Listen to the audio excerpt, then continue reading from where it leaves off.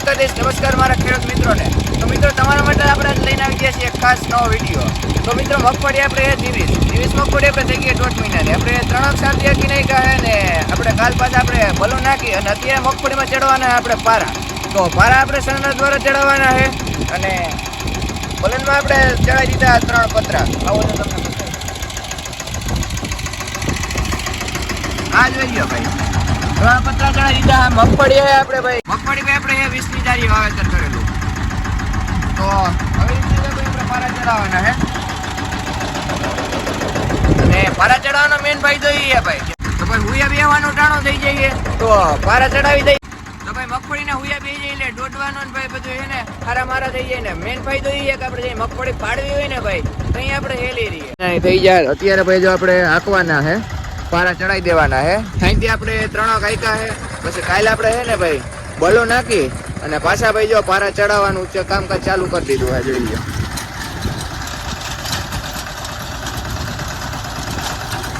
આપણે ભાઈ મગફળીને હુયા બેહવાના થાય ને તો અહીંયા ચડાવી દઈએ પારા એટલે મગફળીનો ભાઈ બહુ સારા મારો આવી જાય આનાથી અને ફાયદો બહુ થાય છે. ધ્યાન રાખવાનું ભાઈ આમાં, નકર આમાં ભાઈ મેંડવી ઉપાડી લઈએ પાછી.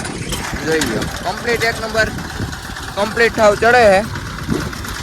જુઓ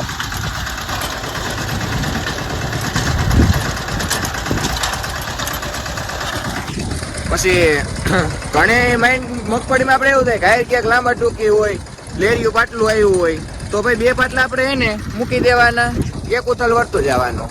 આપણે પછી તમને જેમ ફાવટા ને એમ કરવાનું, પણ એનું ખાસ ધ્યાન રાખવાનું, નકર ભાઈ તમારે એને માઇન્ડ ઉપાડી લે છે.